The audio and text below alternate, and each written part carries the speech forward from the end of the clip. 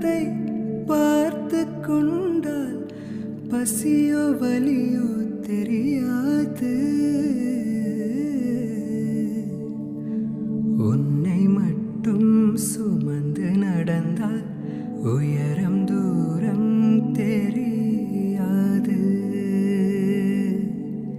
உன்மேல் மற்றொரு பூ விழுந்தால் என்னால் தாங்க முடியாது.